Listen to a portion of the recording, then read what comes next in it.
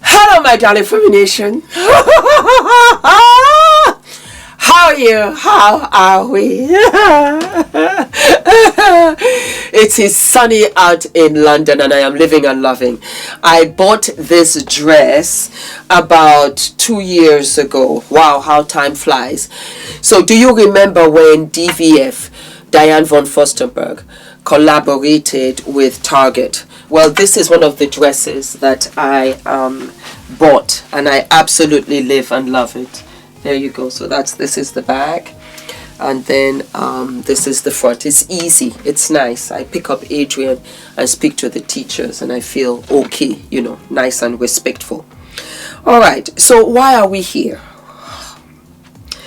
It continues, my darlings, it continues. What can I tell you? It is what it is.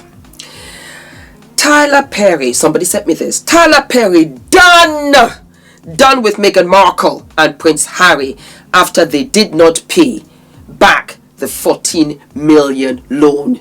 So Meghan out here is just a horrible person. She takes money from people. That's who she is. You know, the Duchess of Sussex. We should be ashamed of her. She has brought so much shame to the monarchy. That is a huge laugh in relation to the Epstein files. I'm not going to call out names.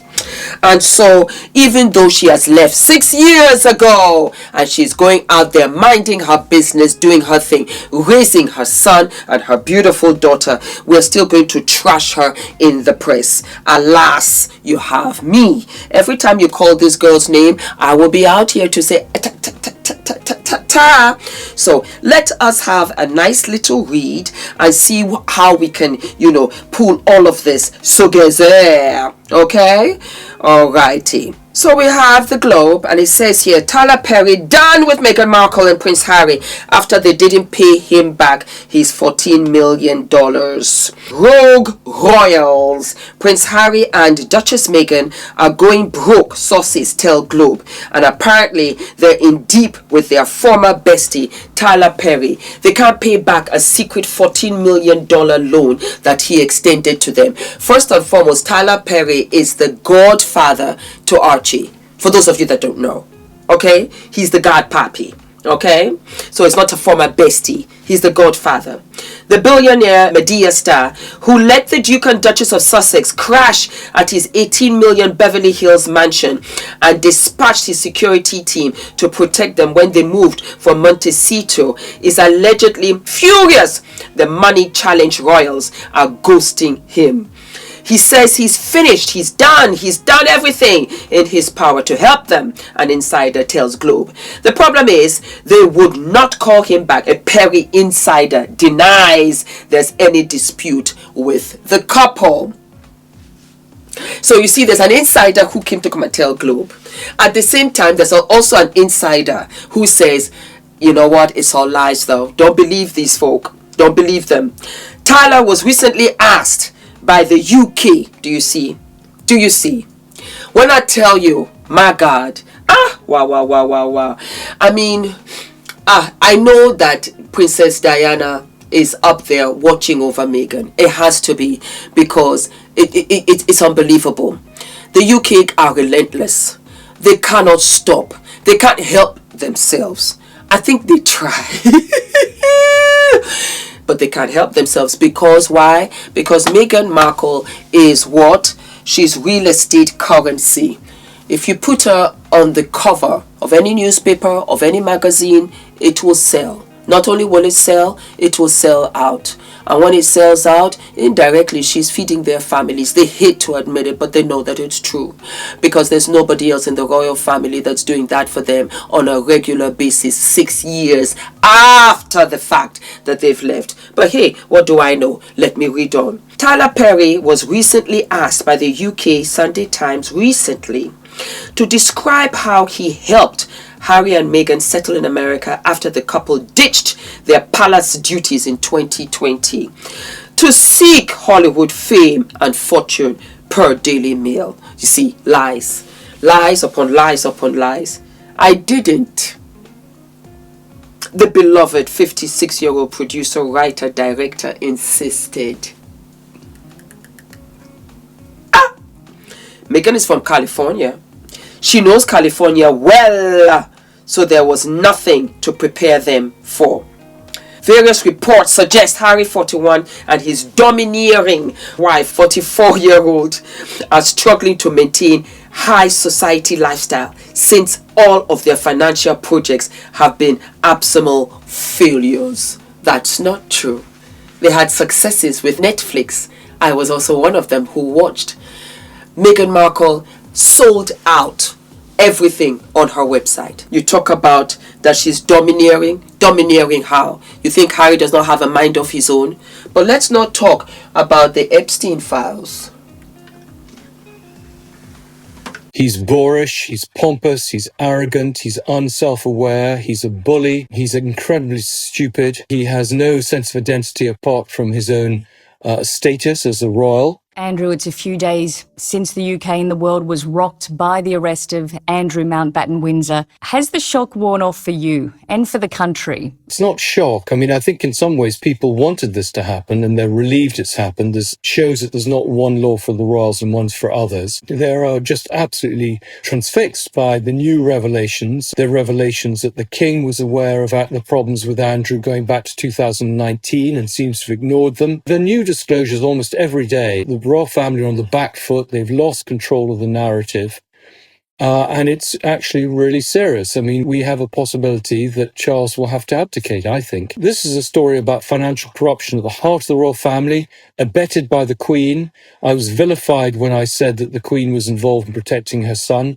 Now they're kind of throwing her to the wolves. She's dead, and she's been blamed for not dealing with the problem while she was alive. What makes you think, though, that it could actually lead to the abdication of King Charles? Because that seems as though it would put it on an entirely new level. I mean, they're trying to protect Charles. They're trying to keep the damage a limitation just to Andrew. But if the facts show that the palace knew about this, Charles knew about it, and did nothing, had protected somebody who consorted with paedophiles, slept with underage girls, was taking bribes, was giving away secret information, and he was protected by the King, people are not going to accept that. A lot of this, of course, Andrew denies. But you wrote about the relationship between Andrew and Jeffrey Epstein in your book. Could you tell us what they both got out of it? Well, the relationship was just, I describe as between a rattlesnake and a mouse. Epstein ate Andrew alive. Andrew gave Epstein credibility, kudos, access to the royal family, a respectability, and Andrew got from Epstein a ready supply of young girls, someone to pay Fergie's bills, and again, some useful contacts. All these relationships are transactional, and Epstein helped him. There are these reports that the government is considering introducing legislation to remove him from that royal line of succession. Do you think that is likely? And is it also the right thing to do? What the royal family doesn't want is a big debate about royal accountability and privilege. They want to shut this story down. I personally think that getting rid of him from the line of succession is a waste of parliamentary time. It's an irrelevance. He's never going to take the throne. He's never going to be a councillor of state. Keep focusing on two things: accountability of the royal family and getting justice for the victims by holding Andrew to account for what he's done. When I tell you I live and love it. I live and love it. As you call Meghan, I'll call the Epstein files. As you call Meghan, I'll call the Epstein files. Because it's not a lie, it's fact. Prince Andrew was arrested on his 66th birthday. Why don't you focus on that? Why don't you focus on the fact that the monarchy might be in crisis? Why don't you focus on the fact that the population of the United Kingdom, here as we speak, 40% are saying get rid of the monarchy? Your hands are so full. I would not focus on somebody who does not even think of you. But who am I? Let me continue to read. They had such big plans in 2025 and really believe it would be their breakout period. Instead, it's turning into the year from hell, says a Hollywood source. Who's the Hollywood source? Please let us know. A former A-list pal in America and Harry's hoity-toity friends in England have jettisoned the prickly pair, finding their self-obsessed and delusional tendencies too much to bear, insiders say. No, that's you saying that. And then, of course, because you're the coward and you're the spineless little squirm that you are, you now hide behind that because you don't have the balls. tacky, I know, but I would take it back to say it for yourselves. But you eat from the publications of this. So she's feeding you. That must really sit in a place of discomfort. It's like having gas. You want to fart. It's not coming out. It's just sitting there. The trying hard Duchess suffered global ridicule after her self-indulgent Netflix cooking show with Love Meghan bombed. That's not true. You know she did sensationally well, and she was top 10. Alright, in the charts. With just 2 million views. Baby, if anybody give me 2 million views today, I'll be very happy. What views do you have? And I'm talking to the writer. I must find out who wrote this. It ranked 1224th among programs on the streamer between July and December. In what context, my darlings? Please tell me. Please show me. Don't just write it. Please show me. What's more, Meghan is desperately pitching shows tied to Valentine's Day and the 4th of July to Netflix bosses, but reportedly nothing has materialized. Meghan, as ever's lifestyle brand, also appears to be tanking after her website briefly displayed inventory totals showing nearly 500,000 of jars, jam, honey, candles. The flowers and the bottles of wine were unsold and collecting dust in the stock rooms. I got a surprise for you. According to published reports, one source contended the company is stocking up for global expansion. Let's talk about receipts, numbers, and why certain corners of the internet are suddenly very quiet. Because Meghan, the Duchess of Sussex, just did that. Meghan's lifestyle brand, as ever, appears to have sold close to 1 million units of her fruit spreads. Just her fruit spreads alone. And let me tell you, from personal experience, these fruit spreads are top-notch. So the actual inventory numbers were briefly visible on the website. It showed what was left in stock, and the math did the rest. Nearly 900,000 boxes sold. An estimate of £27 million, which is about $36 million, generated from fruit spreads and companion products. Fruit spreads, candles, honey, wine, all moving, all in demand. And let's address the noise that came before this. The claims about missing candle wicks, the stories about destroyed boxes and shipping, the whispers about returns and failures. That narrative circulated loudly. But the numbers shut it down completely. This is market demand in black and white.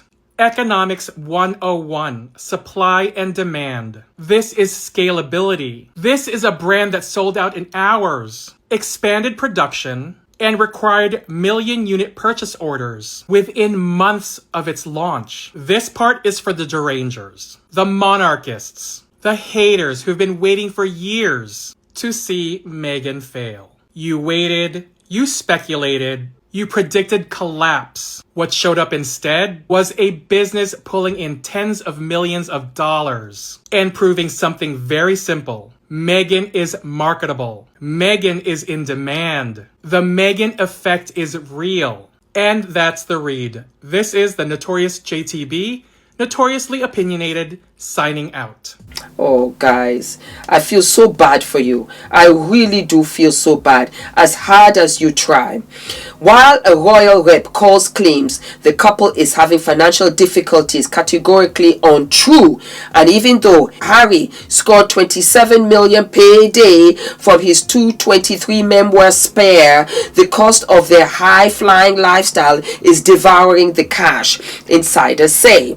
They are under a huge amount of pressure, says the source, as they pay off a multi-million-dollar mortgage and incur security costs to the tune of $3 million a year.